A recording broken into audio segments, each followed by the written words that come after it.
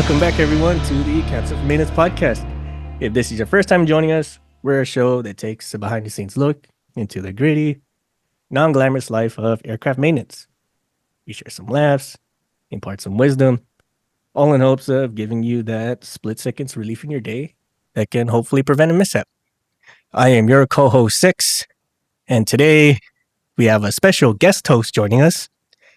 We have the pleasure of hosting Miss Cassidy Moore, a seasoned professional in the aviation industry.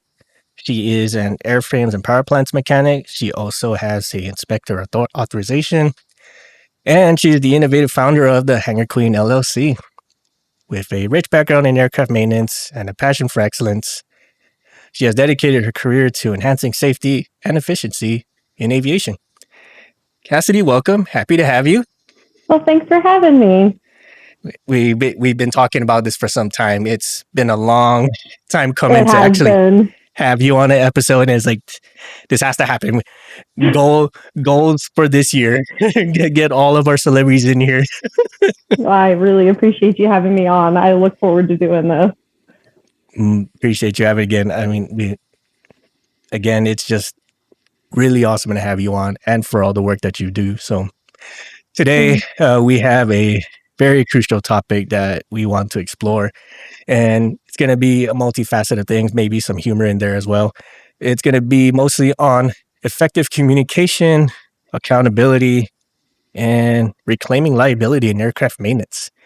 So we're going to dive into aspects of communication, responsibility in aircraft maintenance, and then we're going to use Cassidy's experiences, especially in general aviation, to highlight some of these elements in maintaining that airworthiness and reliability on aircraft. So this sparked especially because of what you do on social media, where you make it a point to educate not just the mechanics or the people watching, but also like the owner operators of said airplanes, which is huge. I mean, I feel personally that that's like a connection that we should always have as mechanics with the owner operator, aka the pilot. Right. Or in general aviation, that'd be the pilot, but not always necessarily. I mean, so yeah, and that's kind of the hard part when we have these discussions. You know, when you're talking about owner operator and you're talking about the pilot, sometimes they wear the same hat.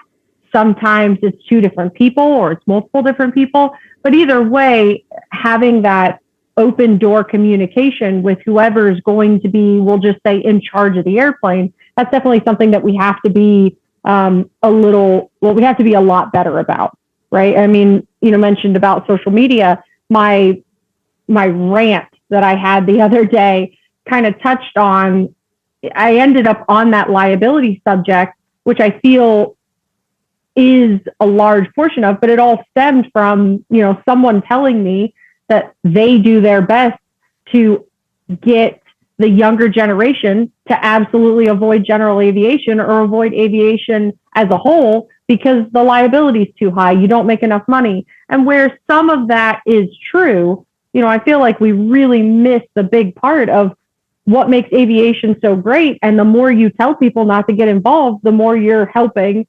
deconstruct aviation, and you're getting to a point where, just like I mentioned in my rant, when it costs me 6 figures to get a plumber to come to my house, that's how you know things are wrong.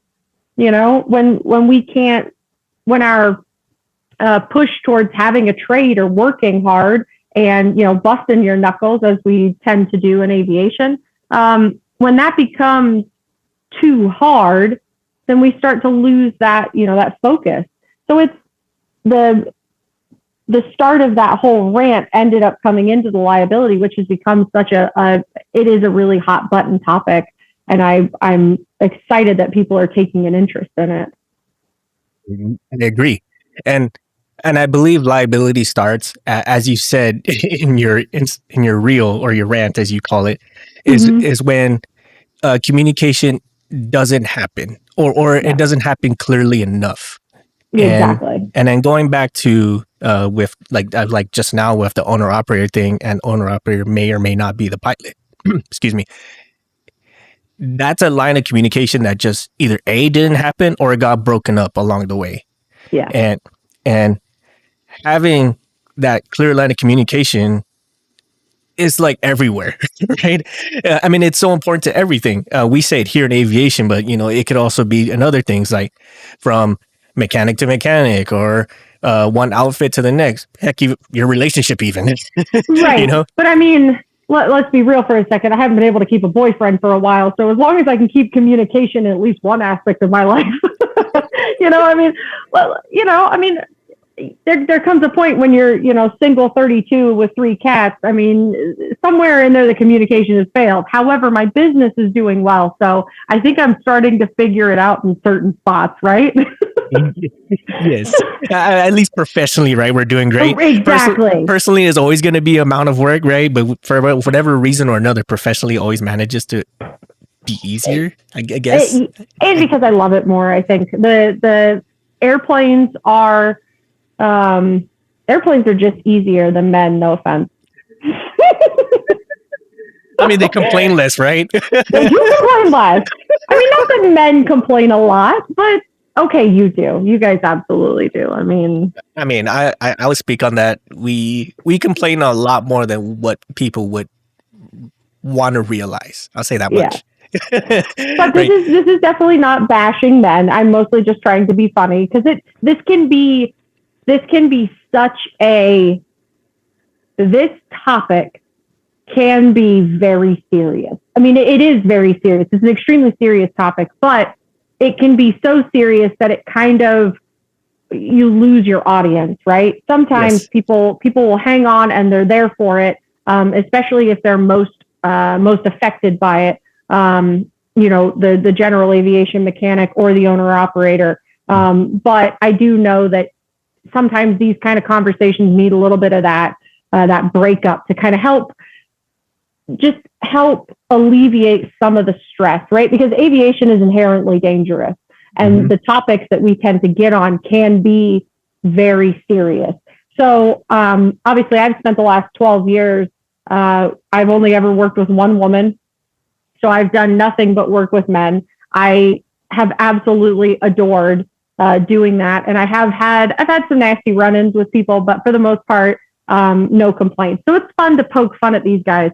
But it, like I said, mostly just trying to kind of add some humor to it, considering this conversation will get to a point where we're definitely a lot more on the serious train. Okay, so here, I'll add to the humor piece, and I'll ask you a question about it. So we've kind of joked that airplanes are more communicative than men, right? Or they complain less, right? Which we can say the same about women. There's others who that's an even ground, okay? But anyway, if an airplane could talk, like literally speak English or whatever language, right? Like physically speak, and it could complain about something, what would you say they would complain about the most? Honestly, they would complain about pilots. Where we would be on the same page. Like, that airplane would be like, "Did you see that landing? Did you see that? I was doing good. Everything was fine." Can you imagine the video where the guy is, I think it was a pilot and like a pilot in training and then an instructor, and they're like, "Okay, so now pick the flaps up." And like, airplane's doing good, and instead of put the flaps up, the guy put the gear handle up, and the airplane hits the ground. Can you imagine having a conversation with that airplane being like, "Yeah, everything was great," and then that idiot back there decided to get the shit mixed up, and now here we are. Yeah, I think the airplane would agree with us. I think the airplane and the mechanics would definitely be able to sit around, have some coffee, and bitch about pilots. For real. We don't go out of our way to break the airplane. The airplane comes to us broken, and we've got to help it through the bad relationships. I mean, you do realize that as a mechanic, we're basically a therapist. We're a doctor, and we're here to kind of help coax this poor airplane to be ready to go back out and deal with pilots again. I think we would all agree, male or female, the pilot is the problem. I'm actually picturing this as a comic right now. So I'm stealing your idea. This is gonna have to be a comic. It's like I could just imagine an airplane with its hands on its hips. You know what I mean? Like, did you see what that person did to me? Oh, absolutely. Did you see what that pilot did? We were doing fine. And then they decided not to pay attention. And instead of lightly setting me down, we just drop out of the sky. God. It's like, I know I'm heavy, but damn. Oh, the pain of someone trying to pick you up and grunting. Oh, that's basically I can actually picture. So I can actually picture an airplane having the same emotions and expressions as a cat. You know what I mean? Yeah. Like pet me, daddy, with your eyes, freak. You know, just give you like that sassy ass look. I'm like, I didn't really mean touch me. Oh, absolutely. I think when people compare airplanes to women, I think that's 100%. Because I mean, I get that everybody can complain, but an airplane is definitely a little more sensitive. Yes, I can attest. I can attest to this. And same.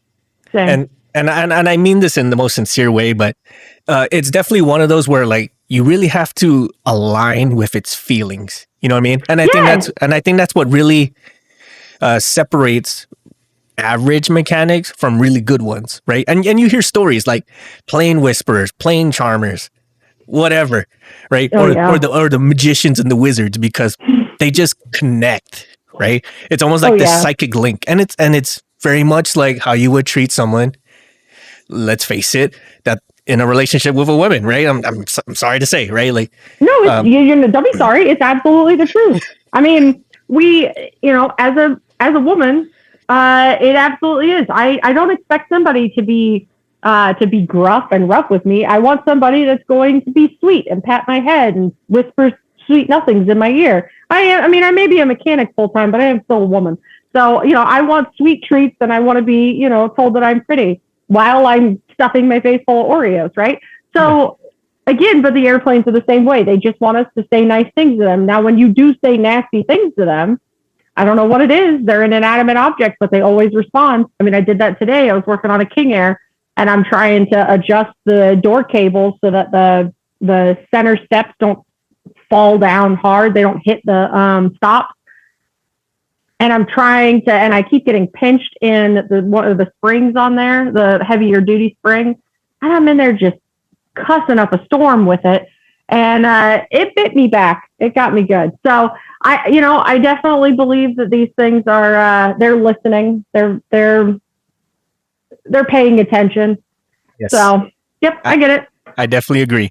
Now, going on to the communication piece, as far as humans are concerned, as far as humans, right? What are some pitfalls that you see occur due to miscommunications, especially when handling tasks? Right. So here's, and like I said, when we talked a little bit, or as we started kind of talking in the beginning about, just trying to make it a little, add some humor to it. This is definitely where the conversation gets serious. So a couple of the things that I notice pretty regularly. Now, mind you, just a little bit of back history for me. I've been doing this for 12 years now. I've been, was an apprentice right out of, while I was in A&P school. So I worked for a small general aviation shop where they did flight school, and they also did just regular general overall maintenance. The flight school had quite a few aircraft, but they also would take in, and do annuals for local people. And then from there, I've worked nothing but small mom and pop operations up until recently when I joined the ranks of Textron. But with that being said, over the last 12 years, I have seen, and again, I can only speak to general aviation. Now with the start of corporate aviation, I can tell you that there is a very huge disconnect between general aviation and corporate aviation. And so what I speak morally towards will always be general aviation. There are a few things that I've noticed more so than anything. One would be right out of A&P school, I had just really joined the ranks of actually having my A&P and getting out and doing maintenance. And I know I watched as an IA did not communicate with a pilot, gave an airplane out before the maintenance was really done. And the owner didn't truly understand what maintenance had been done to the airplane. They went out and they tried to do a short field takeoff and crashed the airplane and about killed themselves. And right there, lack of communication. The IA and the pilot, and at the time I was very young. I was a very young A&P, and I didn't truly understand the situation. It wasn't until many years later that I really started to understand a lot of what the miscommunication does in aviation. And that was my first run-in with it, where the IA did not fully explain, communicate, or effectively communicate what all had been done to the airplane or the severity of what had been done to the airplane. Flight controls had been apart. And at no point in time should that owner ever have put their family member in the airplane and taken off and gone and tried to do something stupid fresh out of annual, right? And that was the perfect trifecta there. That was a miscommunication on all parts. Fast forward over the last 12 years, I've seen the miscommunication between mechanics and owner-operator lead to higher liability for the mechanics, because now the mechanic is taking on all the responsibility, where the owner-operator actually holds the largest key. So the owner-operator, when you start looking at this, the FAA does a phenomenal job of saying that the owner-operator is responsible for airworthiness, not the mechanic. I mean, it's in black and white that the owner-operator is responsible for airworthiness. So when I hear all these stories about how bad mechanics can be and how awful this mechanic was, it's like, okay, your mechanic brought to your attention that there were major issues with the airplane. Did you understand what those major issues were? And if the answer is no, and now you're mad, don't you think that the communication should have been better? And that goes for both parties. And now, not being an owner-operator, not being a pilot, I can only speak to the mechanic side of the house. But when we do not communicate, we stick a pilot in a precarious, or owner-operator in a precarious position. They may not fully understand what it takes for their airplane to function, right? They may not know what system connects to what system, what causes this to happen. They don't understand the cost. They don't understand. I mean, everybody complains that the cost is rising, and it absolutely is. But do they understand why the cost is rising? Do they understand why a mechanic can no longer work for $20 an hour? And that's one of those big things. Like, I see it all the time where mechanics aren't getting paid enough. But if you go and you take your Subaru to Subaru and you go to get your oil change done, that line mechanic there is making $45 or $50 an hour, right? I mean, and we see it now. They may work a little differently. They get work on commissions, right? But at the same time, you're talking about a flat rate commission system, but you're talking about the drastic difference in just the cost of maintenance, the price of maintenance, and the hourly wages for an aircraft mechanic. And it's because we don't communicate what it actually takes to maintain that airplane. Absolutely. And I definitely want to hit that nail on the head on that one, especially when you talk about explaining clearly what just happened, because there are times, especially when example, like, I'm a mechanic, I just did a whole flight control overhaul. Let's say I replaced everything, I rigged it, I did a function check for what I can actually do on the ground, and you just tell the pilot that, like, hey, I did an overhaul of your flight controls. If you just said it in such a way that just totally glosses over his head, and like, I have no idea what that means. Okay, right? And every so often you'll have a seasoned pilot who knows that entails, like, hey, I should probably take this out for a spin just to make sure everything's all good to go before I finally go ham on this thing, for whatever I plan to do in the near future. Yeah. But if that's not told to somebody in that clear of a way, they just go, okay, Bob's your uncle, man, like, let's do this, right? And I feel a lot of that also falls into the documentation piece of things. Now this is like the commercial air, defense air, military air, all these other things, right? Like, we always harp on documentation. And this is like, if all else fails, if you have zero communication between the owner operator, the organization, the mechanic, and the pilot, if you have zero comms with each other, like telephone, email, anything, it'd very well at least be in the book, right? Right. And I feel that one lacks especially. Oh yeah, I mean, look at some of the stuff that we deal with, and I see it in GA all the time. And so for good and bad, I mean, I'm going to hit on both points I'm going to hit on both points on this part. So for example, when, as you're doing an annual on an airplane, and you go through and let's say you change an elevator cable, you're not, a lot of times, and like I said, I can see both good and bad on this one. You go out and write that you change the elevator cable, here's the part number, you followed the maintenance manual. Your logbook entry from a GA standpoint, if you put too much information in there, you're going to hang yourself. If you put too little information, you're going to hang yourself. So when it comes to like your logbook entries and those sorts of things, your logbook entries need to be a reflection of the maintenance enough to where someone who comes behind you knows what happened.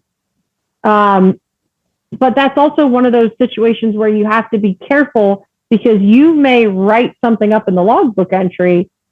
You may miss a step that wouldn't have normally caused a problem. And then let's say something else in the system fails, and now that one piece becomes a problem. Now you've written something up where, and I know this sounds kind of crazy, the way that we're talking about it. And I don't mean to, anonymity is your best friend when you're doing logbook entries, because that's the way that people will try to hang you on what you write. It's very hard to write a step-by-step what you did on the airplane, while not backing yourself into a corner, right? Mm-hmm. And a lot of times when we write our logbook entries, we should be thinking about the next mechanic that's coming along, so that the next mechanic knows, because that's what we do, right? We work on the airplanes, we see the things. We should have more intimate knowledge than the owner does, so that when I work on it, if Bob comes behind me, Bob can read it and go, okay, yeah, I'm picking up what she did. Where the owner may not be able to decipher exactly what's happened, which I know sounds kind of weird when we're talking about communication, but in the general aviation world, we still do have to think a lot about liability, but we still also have to think about making sure that what's been done is documented, which is why a lot of times your logbook entry is so reduced, but your checklist and your notes and stuff are a lot more in-depth. That way, if another mechanic calls or if someone needs some more information, you can always provide that information. But your logbook entry is supposed to kind of be that summary of the information. So when it comes to the paperwork, that's always kind of that's such a gray area for us, right? Mm-hmm. And I go ahead. Sorry. Oh, sorry. Your turn. Absolutely. Oh, okay. So I've heard a lot of that from the general aviation side of the house, which I understand, right? And per all the manuals and FAR, you're only required to say what you did, right? And yeah. It could be, and it all depends on what the manual says, right? Whichever that manual is, and especially if that manual has been obsolete for the past 50 years, you know what I mean? Exactly. So right. you can say something along the lines like, removed and replaced this in accordance with this manual, signed date, whatever, right? And I get it. If you did all of it, right? Right. Exactly. Which in most cases it makes sense. And then switching over to like the commercial air, defense air, military air, all that other stuff, it's more or less the same, right? I don't need you to explain every single step, right? If you did it all, right? So like if you did it all point A to point Z, like removed and replaced this, did XYZ annual, signed it off complete, safe for flight, whatever. I got it.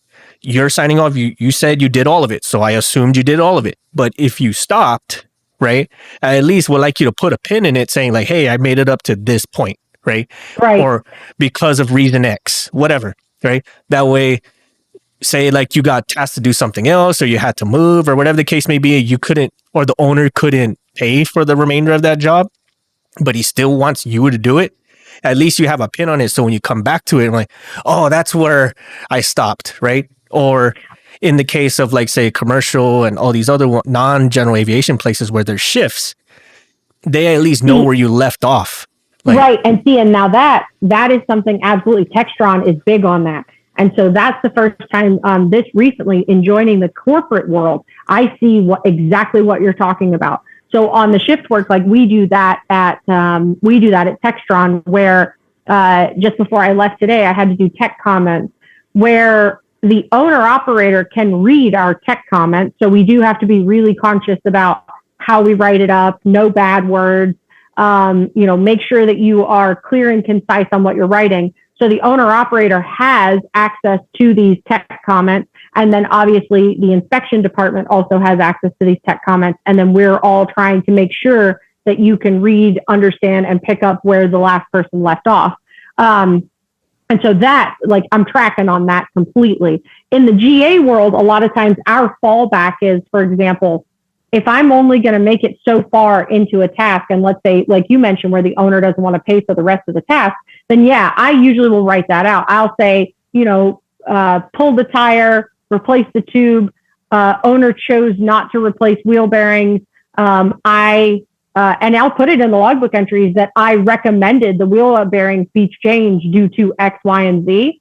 Right. Anything that could come back and bite me later, I will absolutely make note of it in the logbook entry. If it is an airworthiness item, then I'm going to sign it off on airworthy. But usually in GA, I don't usually get to a point where I have to sign an airplane off on airworthy, because the way I run my business, the owner operator is with me every step of the way. Right. So I make them come in and help open the airplane.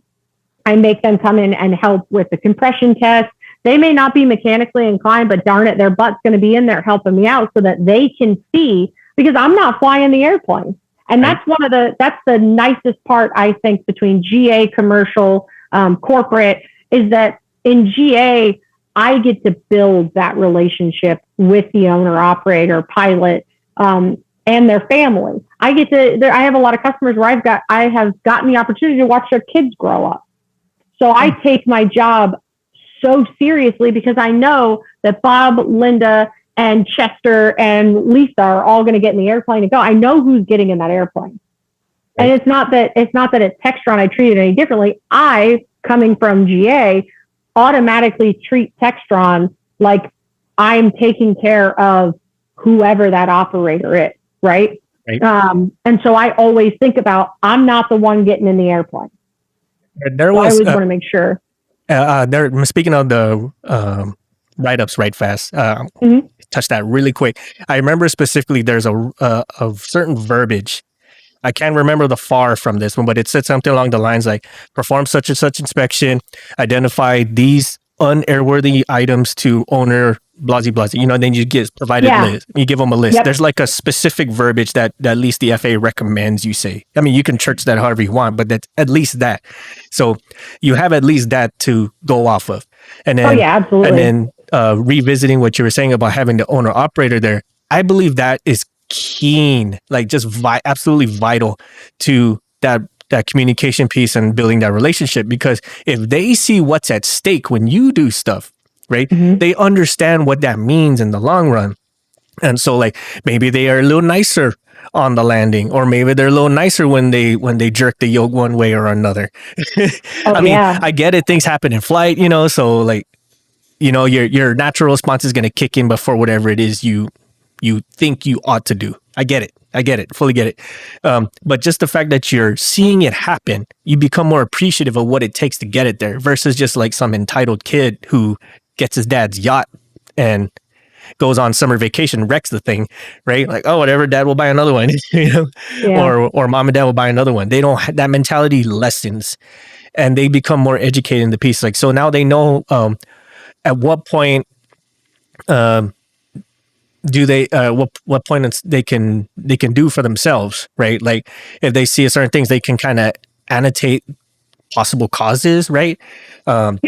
Like say like someone's flying, like most times when I've seen write-ups of like pilot says doesn't work, right? Okay, what does that mean? Right? what part of this does not work, right? Like one would say like seatbelt or seat harness in op. Okay, what about it? Does it not lock? Does it lock too hard? Is it rough? What of it? You know what I mean? Like give me a little bit, right? Or this is the case, especially if you're actually participating with them, or you're in a position to kind of see the flight happen. We're like, tell me as it's happening, kind of thing. You know what I mean? Yeah. If you're in that position, totally got it, right? But that's a lot that goes into that communication and that relationship building that you ought to have. And I love the fact that that's actually a tenant in your business. Like, you actually said that outright. Like, I am here to hold, like, not necessarily hold your hand, but I'm here to help you get a better understanding of your baby. Oh yeah. And that's how I conduct my business. Is I don't usually, unless it's someone that I know really well, someone that I've been with for many years, I don't usually take on customers where we're not doing an owner-operator, an owner-assisted annual. And the reasoning behind that is because I have, again, in 12 years of doing this, I've lost friends. I've seen people wreck airplanes. And one of the biggest reasons that I've seen airplanes get wrecked is because people don't know what to do in the time of panic. So when I bring an owner operator in, the pilot in, especially if they're two different people, if I'm going to do the 100-hour, I'm going to do an annual inspection, I'm going to do any maintenance whatsoever, I'm going to have you be there with me, because here's what I want. I want to, even though you may not be able to completely have all the correct verbiage or know off the top of your head that that's a 7/16 bolt, when we walk away from that airplane, you're going to be able to at least have a basic understanding of, if this goes wrong, here's how I deal with it. Or if I recognize these symptoms, then I know that this could be worst possible case, but this could be best possible case. And I know that sometimes for a lot of people, that can be a lot to take in. But if you're going to go spend the money, you're going to buy the airplane, you're going to go fly, you need to know what you're dealing with. This is not, you can't pull over in the sky, right? And let's see, the Wright brothers did this in 1903? We sure as hell haven't left one up there, right? Yep. So I feel that if you're going to go out and buy an airplane, you're going to get a part of this, and you're going to drag a mechanic into it. And I mean this with all the love and respect in the world, okay?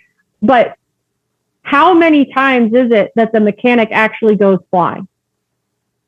Right. Very, very rarely. And that goes for corporate, that goes for commercial, that goes for all of it, right? How often do we actually get to go fly? Now, there are those 1 in a million chances where the customer's super great, or you end up in like some of the situations I've ended up in where I'm maintaining the warbirds and I get the opportunity to go flying with them, but that's not normal. And so one of the reasons why this communication has become such a hot button issue for me is because I want to protect mechanics, because no one else is, only you can take care of you. The pilots are not out there to protect us, right? And so when they go out and do something stupid, and they decide to fly that airplane into the side of a building, or, they decided to fly into a thunderstorm, do you know who's standing there holding the bag when they can no longer answer the questions? We are. And that's not fair. So what I feel needs to happen is that a reteach needs to be had, and we are the ones to do the reteach. This kind of ties into the responsibility piece, as we both have mentioned, kind of vaguely dipped our feet in the water about it. So on responsibility and taking responsibility, what does that mean to you specifically? So in responsibility, to me, it is first off dividing up who's holding what bag, right? So for example, owner operator is responsible for airworthiness. I am the one that is doing the inspection. And so I will take responsibility for the items that I find and bring to your attention. From there, you make the decision as to what you want to fix. If you decide that the giant crack in the side of your tail, you don't want to worry about it, then I'm going to do everything I can to make sure that you're educated, that you know what's happening, that you have a full understanding as to what it means if that tail continues to crack. And then at that point, it's your responsibility. So when it comes to the responsibility for mechanics, it is knowing and understanding what it takes to maintain the airplane. So you have the proper tools, you have the proper maintenance manuals. If you're trying to be out there working on a 172 or a CRJ and you don't have the right manuals, you're not holding up your end of the responsibility. Right. So going on that, I just kind of jogged a memory in mind where I was shown this YouTube video an ad nauseum amount of times. Let's say this, and the video is about a operations control guy, or I guess to other people it'd be called maintenance control, production control, whatever. He's the guy in charge of the guy who tells people what to do maintenance on, right? And he's chewing out these mechanics' asses, like laying it into them, and his verbiage in it says, you're responsible for the minimum requirements for safety of flight. And the reason why he was chewing their asses out is because these mechanics, they're more or less what we call in certain areas hunting for downers, right? Yeah. They're trying to find reasons why this aircraft should be broken, which this is where it kind of gets debatable. Like, is that a right thing? Is that a bad thing? From a mechanic standpoint, don't hunt for downers. Like if it's not readily obvious, or not, I won't say readily obvious, but if it's one of those where you have to really dig to find it, it's probably okay, right? Yeah. Move on, do the job, and move on, get on with the maintenance, right? But if it's one of those, like, this could be an underlying issue and it doesn't seem that bad, but you need to have that sense of confidence that this is good, then I can understand. Right. But anyways, like he's like really laying it into their asses about you're responsible for the minimum requirements of safety of flight. And this aligns with what you were saying, where like, I could only do so much.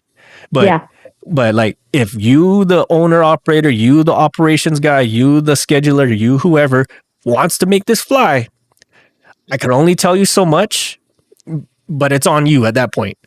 Right. And the biggest thing that I have to make sure that everyone understands is just because you go and talk to someone, like vocally communicate, that's not what takes the liability off your shoulders.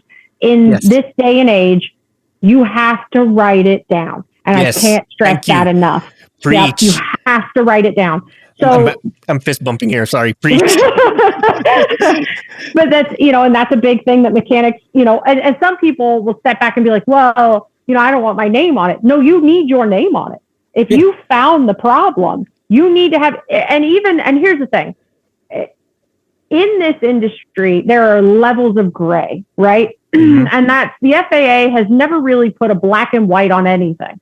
And so what ends up happening is when you find something wrong with an airplane, you go to the maintenance manual and to the structures manual and to whichever manual the manufacturers put out. If the manufacturer doesn't have a direct, it is a mandatory replacement at X, Y, or Z, or you have a serious setup for, like they spell it out that this is a problem, then obviously you go to the next spot, which for general aviation and for what I do is usually the AC 4313, which is where is basically my Bible. So if the manufacturer doesn't give me a set guideline, then I'm going to go to the AC 4313 and I'm going to check and see if there's anything written in there that tells me this is absolutely a no-fly zone or this is okay. So now you're like I said, you've covered your two bases. Now you're getting into that gray area and where communication becomes a huge thing, right? This is where the communication breakdown starts to get real heavy.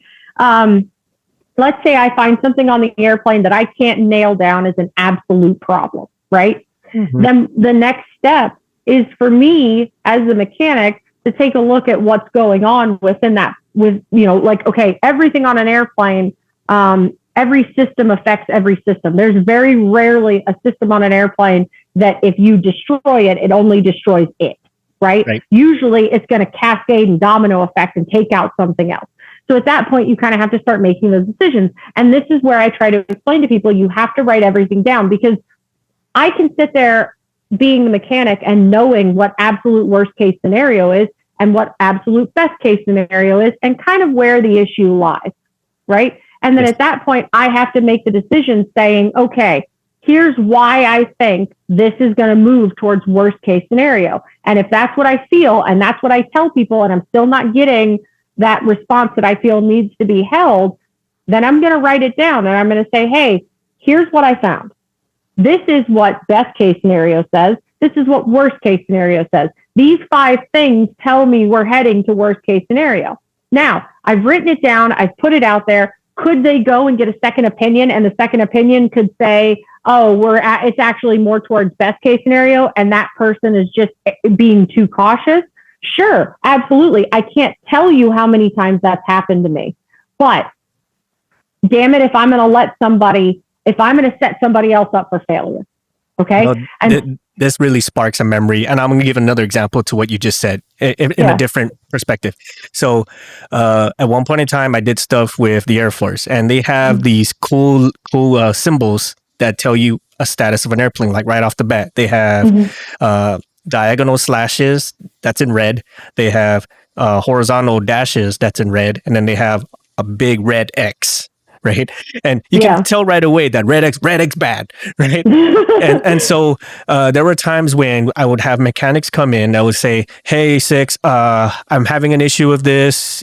It seems bad. I don't know. It may possibly be a bad thing, but it's trending in this direction, kind of like in your case. And I said, fuck it, bro, red X it. Right. Like red X that bitch. If you feel it's a downer and there's ambiguity in the manuals that kind of say, red exit, man. Right. Or to some of the Air Force people out there, please don't crucify me. They'll put it as a red dash, whatever. Right. Situation unknown. We don't know. Yeah. Right. But requires more research. Right. But, and the reason why I say just write it as an X or write it as a dash, whatever, it's far better for you to say that you found it and then let someone else be the one to erase that X or be someone to override that red X or that red dash. Now it's on them. Right. And usually that's someone with a little bit more authority. Right. Exactly. So like, whatevs, dude. If an engineer says it's cool, I said it. Well, it's. Yeah. And the other side of that is, though, just kind of standing on top of what you're saying is just not only does that give to somebody else the chance to look at it and maybe they have more authority to tell, but you also may have just red X something or, however you want to put it. And the next person that looks at it may have more experience than you. Yes. To be able to say yay or nay, to yes, this is an absolute problem, or no, it's not. And then at that point, we have to be open to, again, you're talking communication, and we have that breakdown between owner, operator, and mechanic. We also have the breakdown between mechanic to mechanic. I can't tell you how many times I've watched one mechanic rip another mechanic apart. And I have been guilty of doing it as well. But we also have to open ourselves up to be able to have a communication with a mechanic who may be older than us. And in that case, you may be dealing with someone who's going to probably talk down to you. As a woman in aviation, I don't like to resort to saying this because I don't want to discourage any women from getting into this. But there are a lot of times in GA where a man will look at me and talk to me like I'm a child. Not that I have 12 years of experience, but 90% of the time, it's an older gentleman who's in his 60s or 70s and isn't usually used to having a younger woman come in and want to do this stuff. But I have had times where I may have red X something and had an older mechanic come in and talk to me about it. And sometimes their constructive criticism might hurt my feelings, as constructive criticism does. But I also have to look past that to understand that they may have information that will help me better do my job. And that same thing needs to be going between mechanic to mechanic and mechanic to owner, because the owners sometimes like to walk around thinking they know freaking everything because they talk to Mike Bush, which again, I got no hate. I mean, I got no beef with the guy, but sometimes some of the stuff he says. But, and like I said, in my rant, that guy was able to do what the rest of us couldn't. He actually is the reason that some of these pilots even communicate at all, because he went out and was able to do that. So like I'm saying, you have to open yourself up to allow that communication to keep going. And again, we come back to communication. That's how we're able to maintain this industry. That's how we're able to keep people going. And that's something that I like I said, I can't harp on enough. So going on that, right, communication, responsibility, and liability, we've touched that pretty decent in all of these. What are some best practices? I guess that's the best way to phrase it. What are some of the best practices that you think can help mechanics like be better at it, right? Like be able to re-own the liability, work towards solutions instead of assigning blame. So when it comes to that, first first and foremost, and again, I know we're kind of beating a dead horse here, but first and foremost is understanding where you stand in this grand scheme of things. Because I feel like what ends up happening is, and I am guilty of doing it, where I come in and I get so up in arms about something on an airplane, and I just look at it as, well, it's going to be my ticket. It's going to be my ticket. It's going to be my ticket. That I tend to hone in and try and essentially be a little bit of a jerk. But over the years, I've started to realize how much responsibility the owner-operator has in making decisions. And once I started to get that, then I was able to start kind of working towards, how do I better effectively deal with this? So now, once you accept your place in this world, right, and you understand how much liability you carry, the next thing is to start working on how to explain in layman's terms, right? So Yes. how to take the job that you've just spent however many years building, and how do you teach a fifth grader, right? How do you teach a child?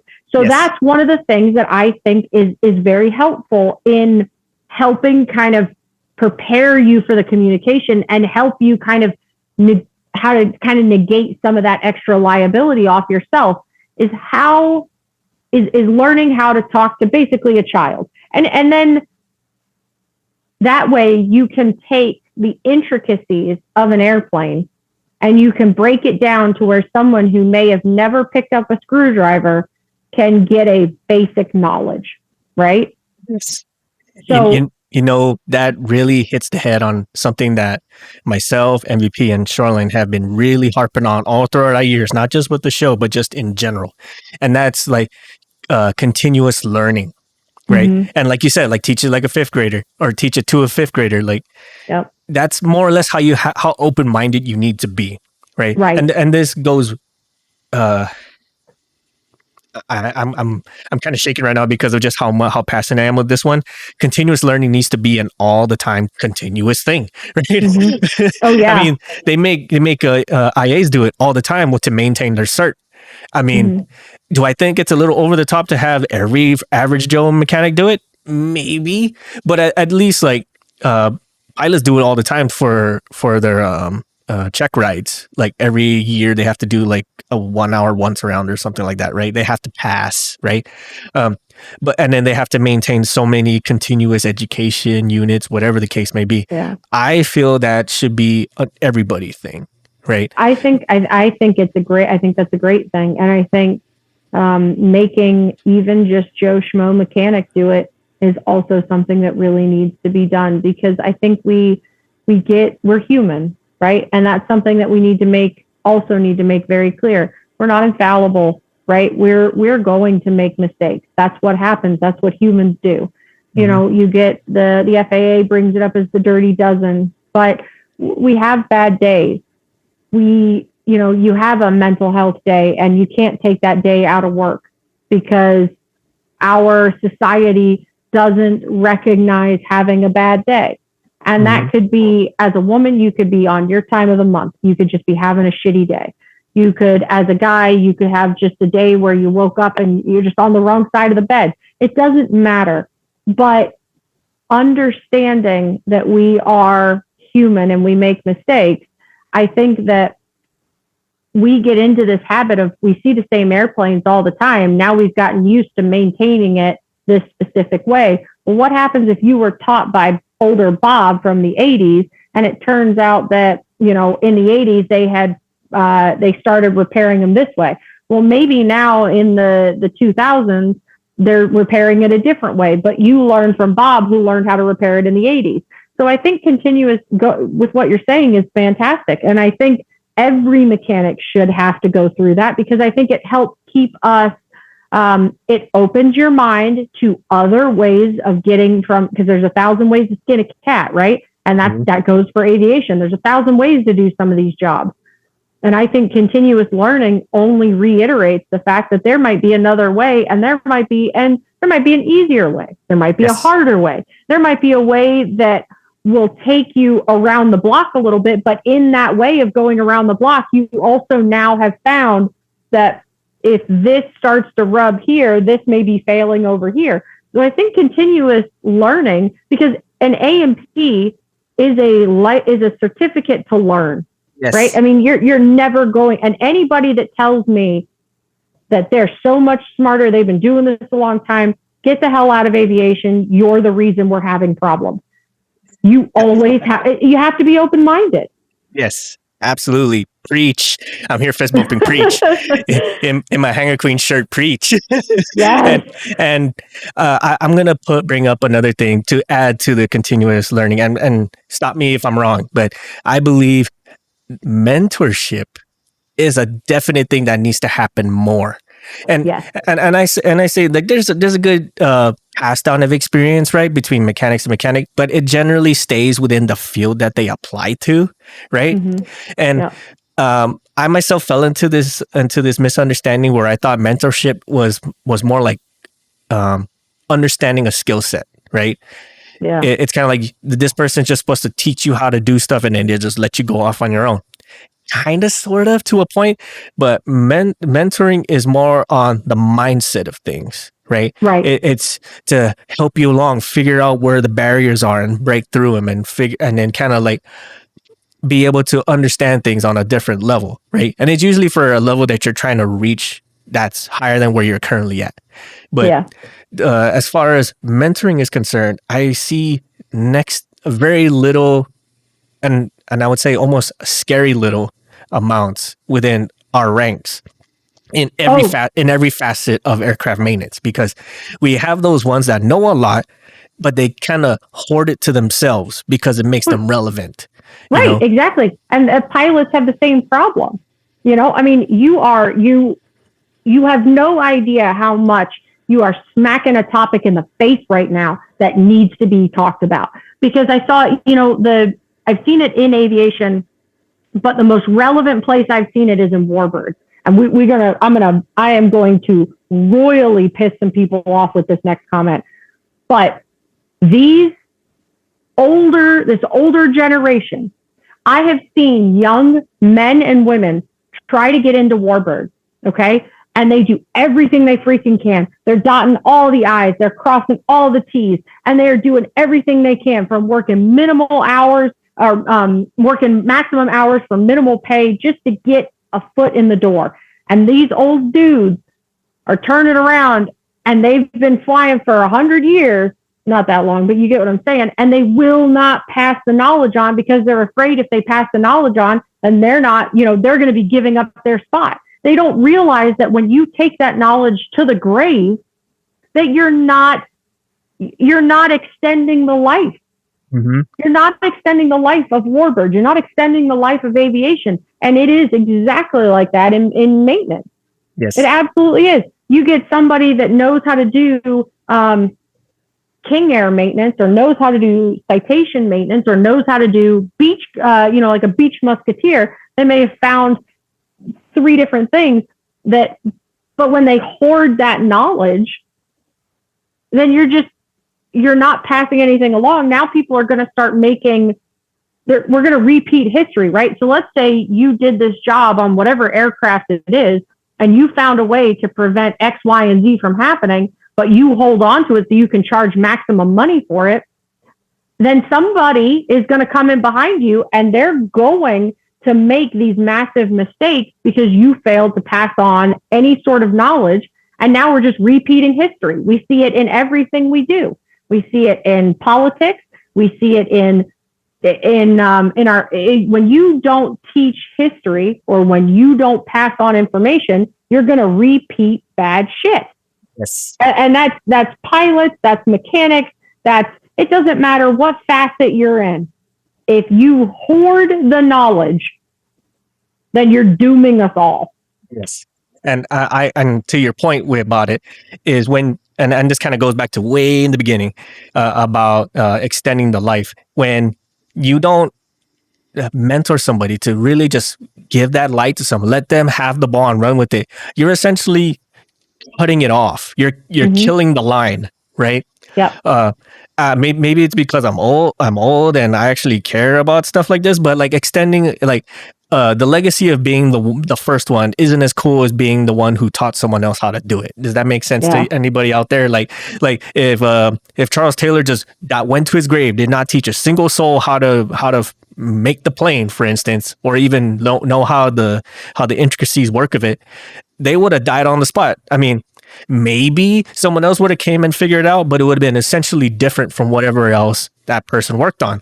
And that's kind of, and I'm hurting my own feelings on this. That's kind of like how some of the planes I worked on phased out, is because nobody wanted to change. They wanted to keep things as they were, with them having like the big boy brain on things. And then instead of like someone just fooling around and figuring it out, they just said, why are we even doing this when no one knows it? Well, let's just make something else, right? And then that's how things become obsolete. That's how you become the dinosaur and become extinct. And I'm hurting my own feelings on this, but and I feel like the mentorship piece is one of the answers to a lot of this. But again, it kind of goes to the communication piece, right? Like you gotta, it all circles back, right? You got to be able to communicate with someone in order to pass things on, right? Because I can say swing, and you swing after the ball hits you in the face, right? Yeah, right. I told you to swing. Like, what am I swinging at, right? That's more of coaching, but whatever. Same. Let's for this sake, let's say that's mentoring. Well, and at the same time, though, and this may be something. I'm gonna talk a minute just about kind of my own shortcomings, we'll say. Mm-hmm. In all the years, and this also goes towards, I speak more towards the ladies in this one. But in aviation, and this is not, to begin with, this is not talking about my shortcomings. I'll get there in a second. But what I have noticed in aviation as a female, I got into it. I felt like, I started with the whole, I got kind of treated like, oh, you're breaking a glass ceiling, right?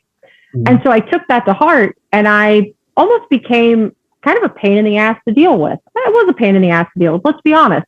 Mm-hmm. Because now I'm hot shit. I'm a woman. I'm going to be doing maintenance, and I'm really cool because I got hyped up in the wrong spot, right? Mm-hmm. And it took me a long time to kind of break through that. And again, this all circles back to communication. But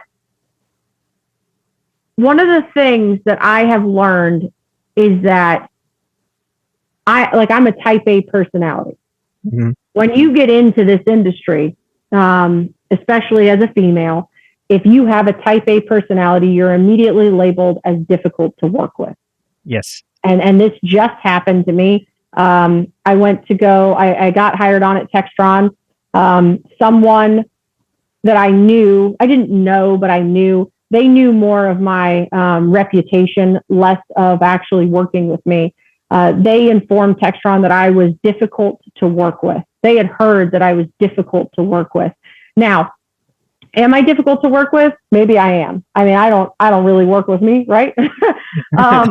But one of the reasons why I've been labeled as difficult to work with is because I've had a very sordid past in aviation. I've been doing this 12 years, but I've had a lot of shit happen in 12 years. Mm-hmm. And so I'm hypersensitive to safety issues. I'm hypersensitive to paperwork. I'm hypersensitive to interpersonal relationships in the workplace, because I was involved in an accident because someone else wasn't paying attention to what they were doing. And I ended up in the crosshairs and I got hurt. And I'm dealing with it now more so than ever. So I tend to be hyper focused on a lot of these things. And over the years, I kind of went through this sine wave up and down of learning about how to communicate and how to effectively communicate as me. And what I've learned is that if you can take constructive criticism, and I know that it's hard because, trust me, I am the world's worst with it. The first bit of constructive criticism I get, I'm going to cry about it, and I'm going to be angry, and then I'm going to think about it, and then I'm going to kind of start to look internally, and then I'm going to start to kind of make decisions. Now, when I first started dealing with this, I took everything to heart, and it hurt my feelings, and I would try to immediately make changes, right? Even though I didn't really understand what I was getting myself into at the time. So my personality jumped all over the place because I was struggling with my work because I'm the only woman in the shop. And so people automatically expected certain things of me. They expected me, they didn't want to deal with some bubbly woman. They didn't want to deal with, someone who's over the top, and they didn't want to deal with a type A personality. And so, I've been called a lot of names. I've dealt with a lot of this stuff. And like I said, in learning how to function and effectively understand to get my point across, I have definitely ruffled a lot of feathers, rubbed people the wrong way. And like I said, I've come out being difficult to work with. But what I've learned is that if you know who you are, as I do in this, as I've learned, effectively communicating with people sometimes requires you to kind of start by saying a couple certain things. So when I start talking to an owner operator, one of the very first things that I say is, hey, by the way, I've been told that I'm abrasive and people don't like me. It's become a running joke, but I also know that sometimes that helps people understand that when I talk to you, my honesty, my gruffness, my direct to the point, you'll come to find is because I care so much about making sure that you are taken care of, but it comes off as being abrasive. So if you can, especially when you're talking to an owner operator about an aircraft, about issues with an airplane, about their airplane, because owner operators basically treat their airplanes like you treat their kids, right? If you run into somebody who has an asshole for a kid and you try to tell them that, they're going to take it pretty badly, right? They're not going to be like, oh yeah, you're right, little Jimmy is an asshole. They're going to be like, what the hell is wrong with you? My kid is a perfect angel. Okay. Right. And owners do the same thing with their airplanes, right? They look at the airplane and go, my airplane is a perfect angel. Why do you think my annuals have been $600 for the last 9 years? Well, that's because your previous mechanic you were paying for a $600 annual. You're going to get $600 worth of maintenance. Right. So you have to figure out the best way to, first off, not hurt someone's feelings. I'm not always good at that. And how to properly prepare them to receive the information, right?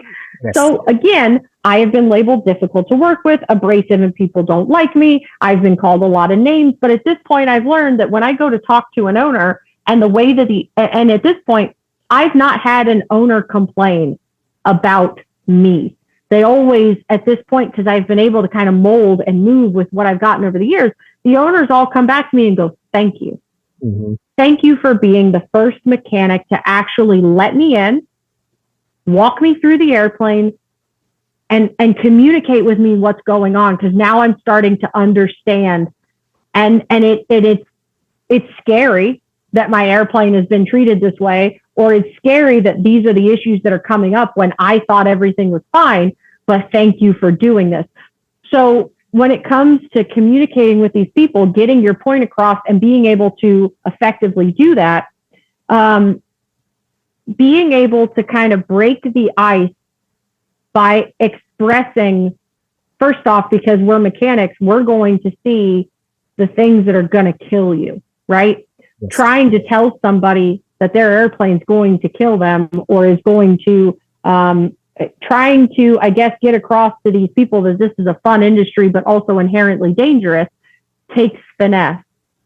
Yes. And if you can't finesse through that first part, that's where the communication starts to fall apart right there.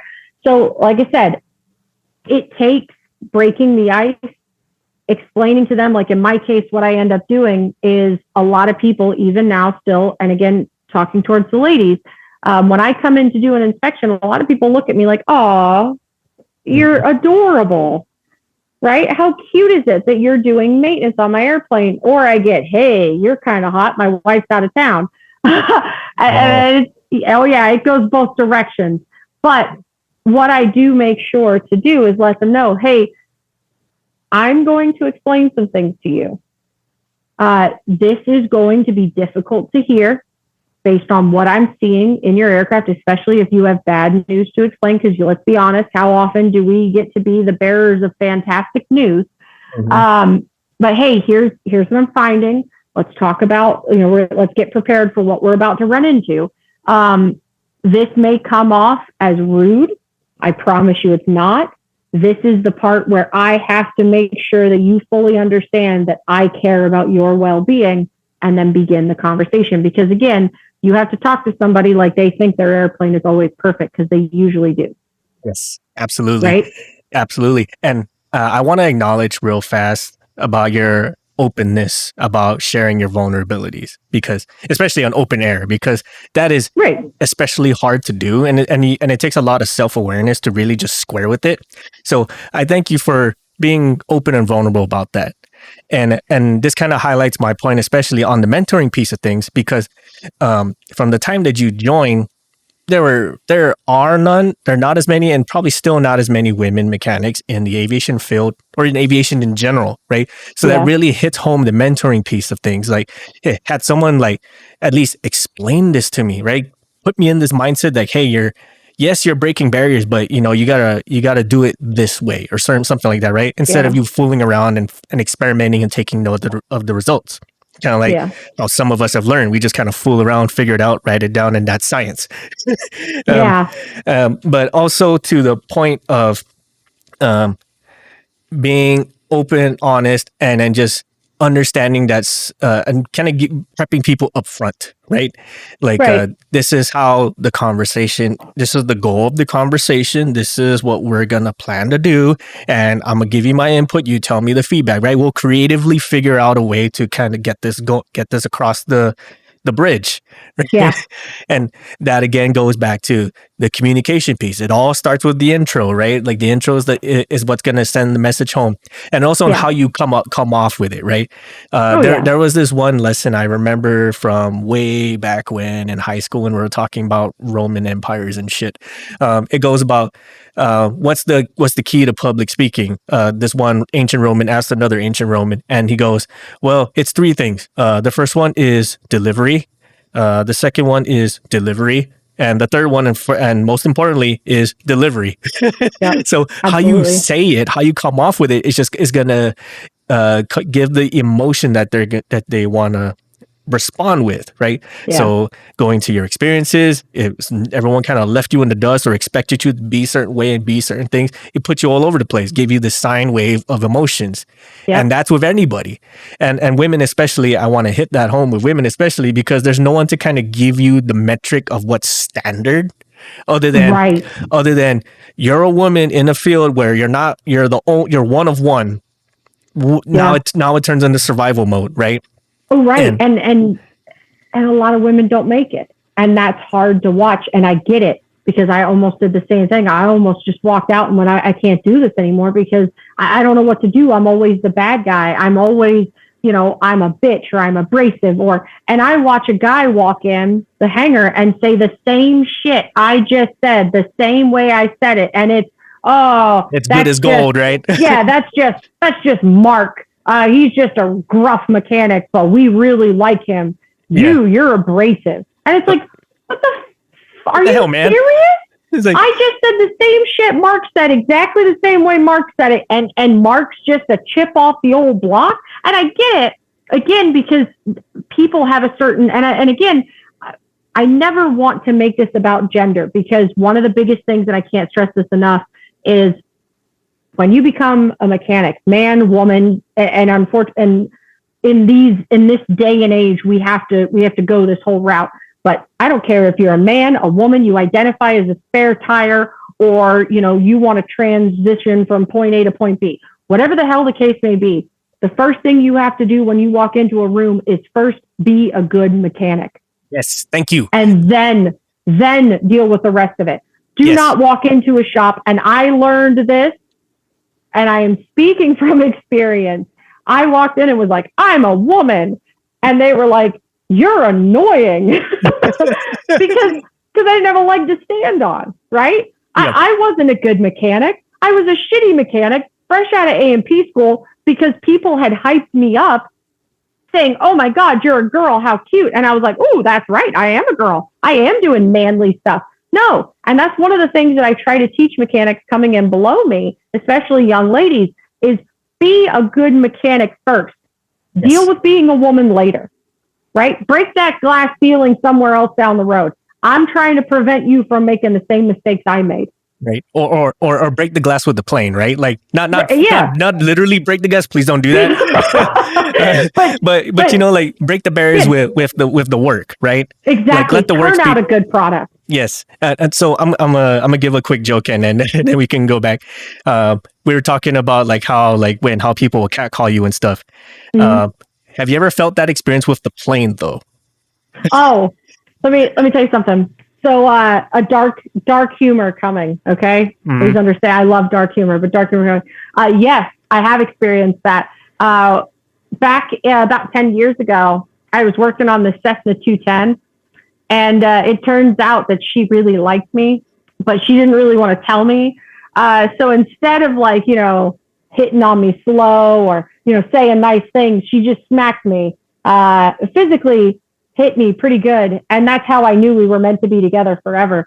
So yeah, no, I've had airplanes say sweet things, drop things on me, pretend, let me break fingers, smack knuckles, those sorts of things. And that's how I know that we're meant to be together. Usually the airplane will try to take your blood. And that's how you know you've been claimed. It's a little different than being like, hey, yo, mommy, how you doing? But it's basically the same thing. So this kind of reminds me of a comic we had out on Tapas, and this is based off a story from another woman mechanic, and she jokes about it, saying that she has like the femme fatale charm, right? Like they only respond to her because of the way she talks, right? Yeah. And the comic goes is that somebody couldn't figure out what the hell's going on with the plane, just like absolutely can't figure it out. And then here comes the charmer, right? And that's kind of like the title of the comic. The charmer comes in and just talks nice, right? Like, yep. hey, how are you doing today, right? Or just like all semi flirty, and then everything works, right? Right. So there's a bit of a soul to the planes. Sometimes like again, going to the communication piece, you gotta align with it, right? Maybe it likes to flirt, maybe it doesn't, maybe it likes getting smacked around a little bit. I don't know, right? I've seen it where you walk up to an airplane and you're like, hey baby, how you doing? Right. Boy, that exhaust does look nice on you, but right. I think it might look better if we clean it off so we can see those rivets that are trying to come apart. But that's up to you, baby. I don't want to touch you inappropriately, right?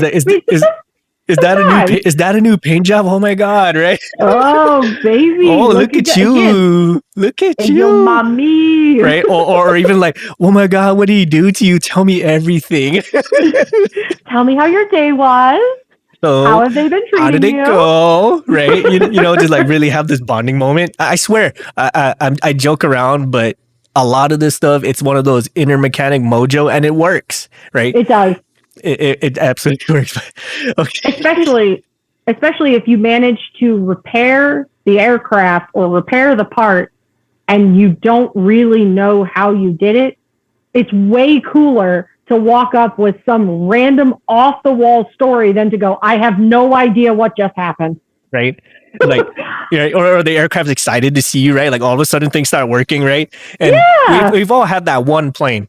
Mine was a helicopter way back when, and it would always, if someone else did stuff to it, it would just be trash. I don't know why, but it did the exact same thing as I did, but it would just be trash. Not saying they did trash mechanics, they did a fantastic job, but the plane just didn't respond.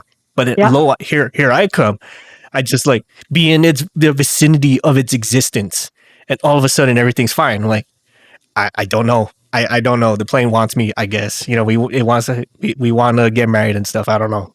It wants a specific person. The person that has acknowledged its existence, treated it sweetly. There used to be a avionics tech at Fort Rucker on the Chinook, and I remember being told this story when I was back when I was trying to get my A&P. My grandfather was working out on Fort Rucker. He was doing the dailies on TH-67s at the time, but prior to that, he had been with the Chinook. And he said, we were out there, we're trying to get the helicopter ready, and it just was not functioning. He goes, we had the battery in, we had a ground power unit on, it had brand new batteries, and they've got a ground power unit on, and this helicopter would not function. Couldn't get anything to power up, couldn't get anything done. So they called the Whisperer, they called him. Mm-hmm. And the guy, quite literally, my grandfather was like, I stood there, I still can't believe it to this day. He's like, the guy walked up to the helicopter, rubbed its nose, just told it how beautiful it was, and, hoped that it had a good day, and, that it needed to act better than what it was doing. And all of a sudden the thing powered up. He goes, I've never seen anything like it before in my life. He goes, but you want to talk about communication? He goes, if I could find, my grandfather told me, he goes, if you could find a man that treated you like that man treated that helicopter, he goes, you're going to be set for life. I'm like, it's you true. know what? It's true. That'd be nice. That would be real freaking nice. And we actually have a comic on that as well, called The Whisperer, where this guy, they're having troubleshooting things in a similar story, but it was with an engine. And here comes the Whisperer, and all his mysticism, just puts his hand on it. Doesn't say shit, just puts his hand on it, tells you everything that's wrong with it. I'm like, what the fuck? Right? What in the hell, man? I freaking telepathic link or something.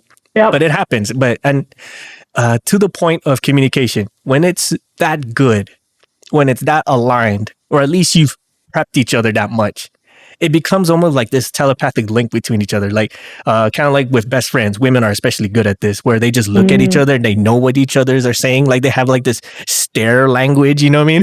Yep, absolutely. I've been there. Raise the eyebrows and they automatically know what's going on. Or like they just kind of look at each other like a certain way, like just the tone of it, like. Yep. And then they know everything. 3 seconds of just staring, and like the whole life story is out on the bag. And then here comes the person that they were staring about, and they're like, ugh. Right? Yep. And I feel planes do the same thing with us. So cycling back to all of this, right? We're tying this all together. The communication piece has to start with the person that's giving. Right. But you also got to be able to prep it in such a way so the person, in your words, the person receiving it is able and willing to receive it.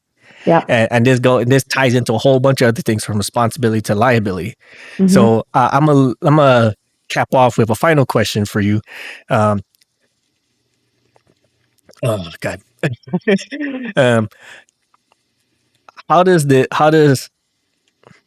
How does this help people in the long run? And what final words do you have to say for everyone else out there listening? So in the long run, this doesn't necessarily help us.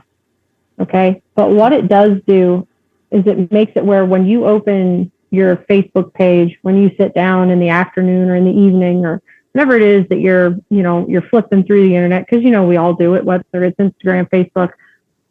What this communication does in the long run is makes it where I don't open my phone and every time that I pull up Facebook, there's another airplane accident.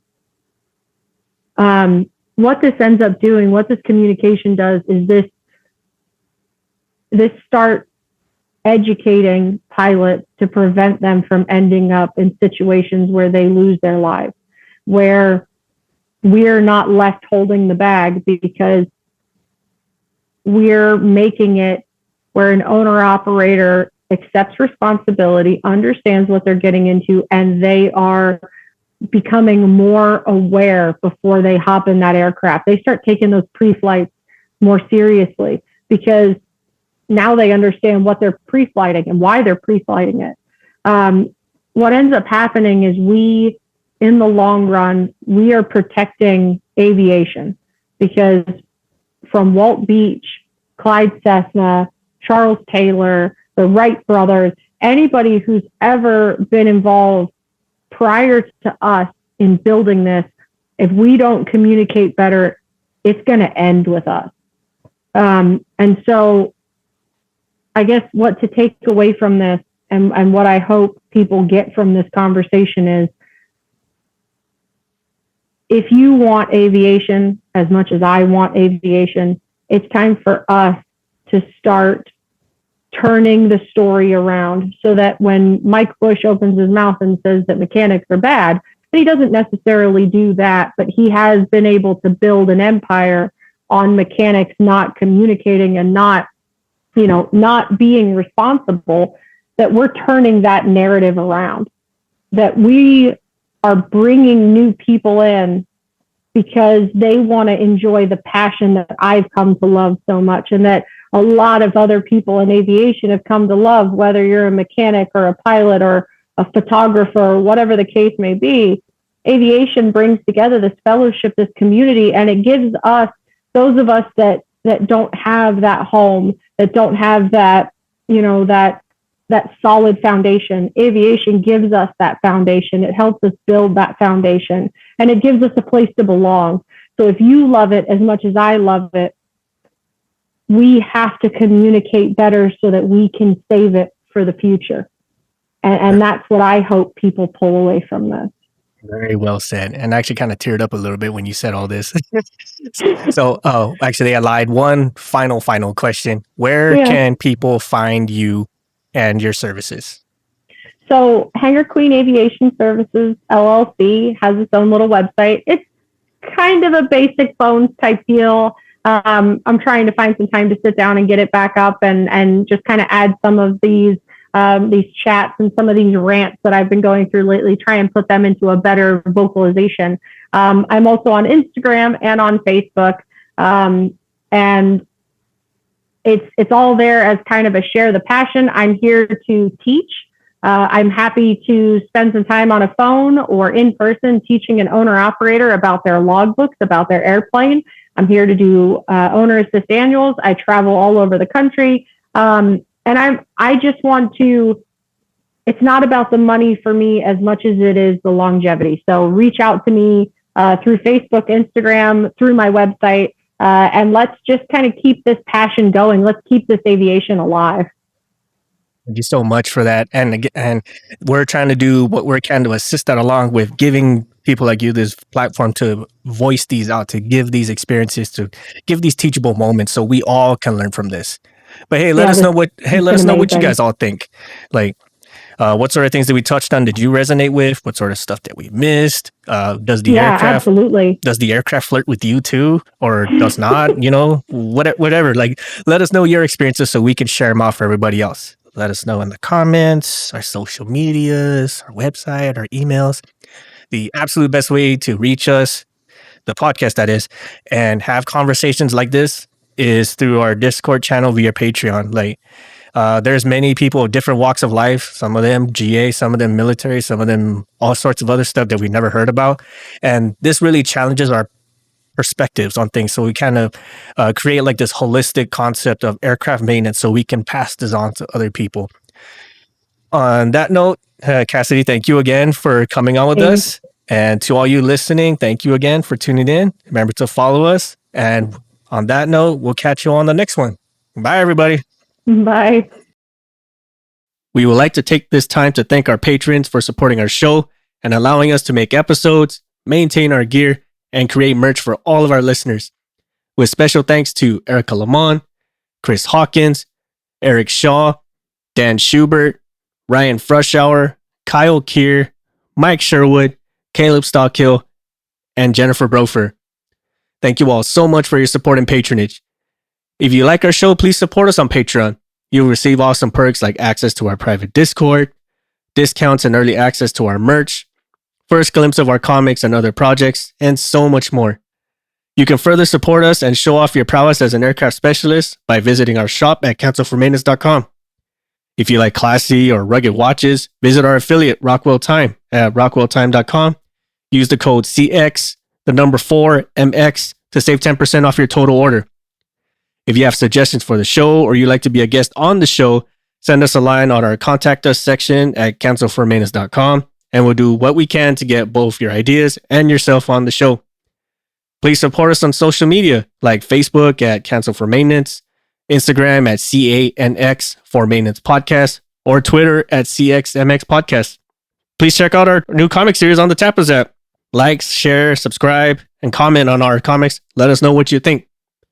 Thank you all so much for your support and listenership, and we will catch you all next time.